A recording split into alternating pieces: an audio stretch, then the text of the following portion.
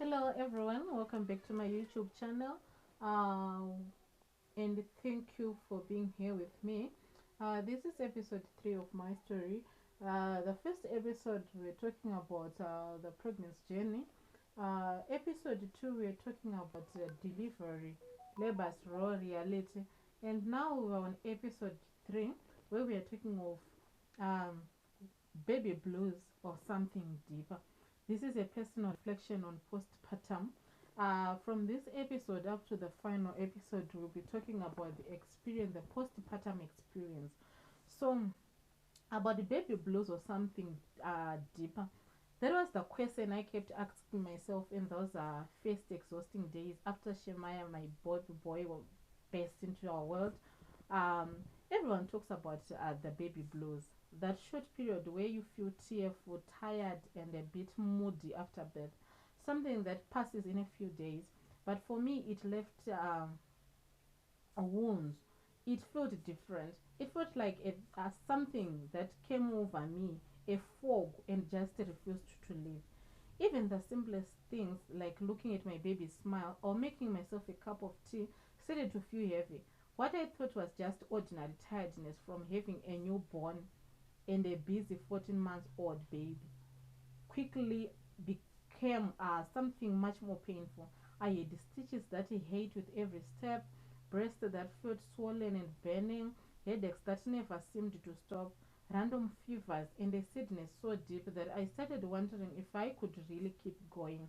And honestly, I could not tell. Was this just my body adjusting after birth, or was something deeper happening to me?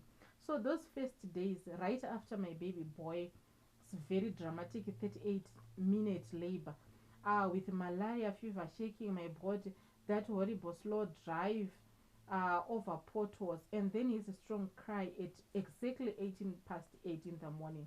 I thought the worst part was over. We even got home by 4 p.m. that same day. We left the hospital at 4 p.m. that same day. Everyone was celebrating, calling me a strong mother, but underneath all that, I was hating badly. The stitches from the birth tears were pure torture.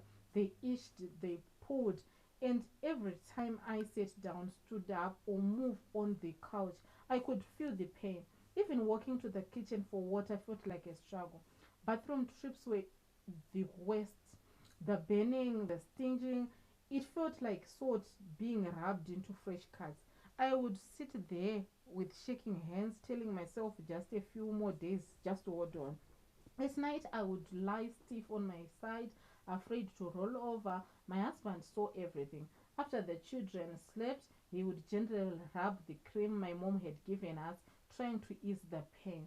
He kept reassuring me, saying, "This will heal soon. Your body is strong." But the pain kept whispering back at me, "What if this never stops? What if I can't do this mom thing?" Then there was my breast. Overnight, they became huge and awkward. Engagement hit me hard because my boy was still so new and his latch was not right at first. My breasts were hot, they were painful, and leaking milk through my nursing tops. My husband would put warm clothes on them, just like the clinic nurses showed us, but the relief never lasted long. The pressure just kept building until I felt like crying every time I looked at myself. On top of that, the headaches became pounding behind my eyes, and the fever would come and go without warning. So one moment I was freezing under a blanket, and the next I'm sweating so much I had to change clothes. My 14-month-old daughter saw it all. She would walk over to me with those little wobbling steps, patting my face or my leg with her tiny hands. Her big worried eyes would break my heart even more. I tried to smile for her, I tried to pick her up, but inside I felt myself falling apart. I was running on empty. Days were just a blur of feeding my boy, calming his cries, preparing food for my daughter, and folding tiny clothes that seemed to multiply every day. My husband was helping a lot. He cooked, he told bedtime stories, and he tried to give me space to rest. But sometimes work would pull him away, and I would be left alone with everything. At night, I would whisper prayers, asking God for strength for another day. Then I would look at myself in the mirror, puffy eyes, messy hair, a body stretched by two quick pregnancies. And I would ask, is this normal new like is this normal new mom stuff? Everybody called it baby blues, but deep down I was not sure.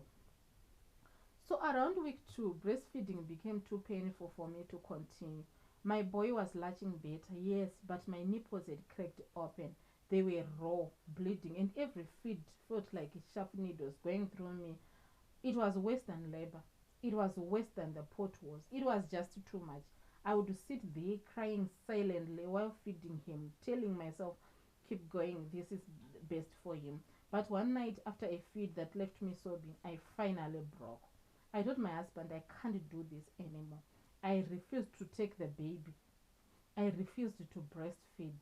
I refused to breastfeed because the pain had become too much for me to bear. He suggested formula, and even though part of me felt relief, guilt came crashing down hard. I kept thinking, what kind of mother struggles like this? Breast is best, isn't it? That pressure was everywhere, from church, from clinic posters, from WhatsApp groups, from all the voices telling mothers what they should do. But my body was saying something different. So I pumped the milk into bottles. Sometimes I would pump, yes, the milk in the bottles and watch him drink. So I felt some relief, but I also felt shame. The milk dried up slowly, but my breast stayed sore and swollen for a long time. That was also a moment when the depression seemed to get louder. Stopping breastfeeding took away that special closeness between us, that skin to skin moment, that quiet bond just felt gone. Then I felt empty. I would sit and stare at the wall for long stretches of time while my boy slept nearby. Dark thoughts would come in. You are failing them. No milk means no good start, no joy left inside. I began crying over everything. A spilled cup of tea, a missing sock, my daughter tugging at my skirt when I had nothing left to give. So my husband noticed the change and asked me, talk to me, love, what's going on? But the words would not come out. Then came week 3, everything snapped. My boy was crying again. My daughter wanted attention. My stitches hurt. My breast ached. My head was pounding. Then the phone rang and it was my in laws. They were kind people, but they also felt distant. There was no direct call to me.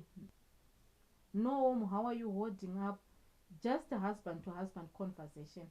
And I had second hand updates about myself that hate more than I expected. I remember thinking, do they even care about me directly? That feeling built up in me the whole day. I was hate, angry, overwhelmed, and exhausted. I grabbed my handbag and car keys and I wanted to leave. I just wanted out. I lied and told my husband I wanted to go to the hospital and he came with me. That was when I received antidepressants, including fluoxetine. Later during the day, my husband asked me harshly why I wanted to go to the hospital alone. That's when I finally broke down and told him the truth. They never called me directly. I said it feels like I'm invisible, like I'm not worth asking about. He told me that they probably meant well, and maybe they did, but the hate had already settled deep inside me. That walk away from home was a huge red flag. Leaving my 2 babies behind was never like me. I would fight lions for them. But depression was whispering poison into my mind. You are not enough, you are not wanted, you are not strong. Thank God for my own family. My mother was there. My sister called me directly and asked me the real question. My brothers called me directly too. My husband kept supporting me. Their love helped me feel seen again. But the silence from the other side still left its mark. There was one day when the darkness became unbearable. I stood in the quiet kitchen with tears in my eyes, seriously thinking about ending it all. The pain, the emptiness, the thoughts telling me I was worthless. It all felt too heavy to carry. My hands were shaking. I sent a message to my friend Winette and told her the truth. I can't go on like this. I wanted to commit suicide. She responded quickly. Within hours, she sent another friend, Delight, who came to my door with calm eyes and open arms. I did not even know how to explain what I was feeling, but she stayed with me, gently guiding me toward hope and professional help. That helped pull me back from the edge. Then this fog kept getting thicker.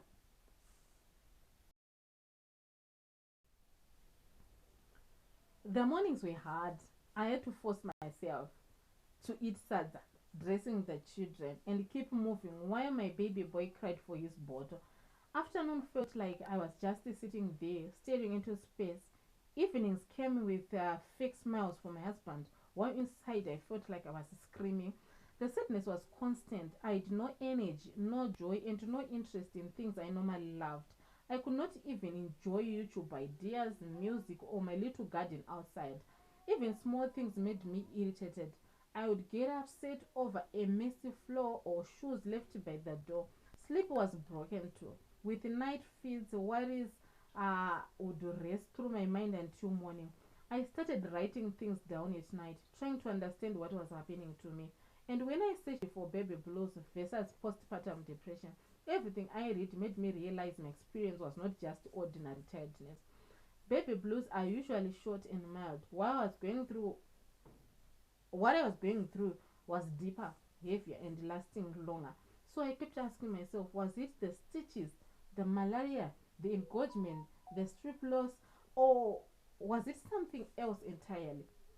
So by week 4, I could see the change in my own face. My cheeks looked hollow. My eyes looked flat and tired. My clothes hung loose on me, even though I was trying to eat.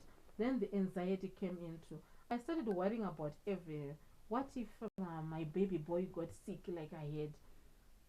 What if there was an emergency and the roads were too bad? The memories from labor kept replaying in my mind, making my body shake. Then my husband noticed the signs and arranged counseling for me. He also encouraged family support and brought people closer to me so I would not feel so lonely or alone. Slowly I began to understand that this was not baby blues that would just fade away. This was deeper. Then by week 5, the stitches had healed, the breast softened, and the fever stopped, but the emotional shadow stayed for longer. And that taught me something important. Baby blues may pass on their own, but deeper depression needs a voice, a support, and help. So if you are a mother walking through that same fog, please hear me. Spot the signs early, reach out, and speak up. You are not alone, and your story does not end in shadow. It can rise into light. So thank you for listening to my story.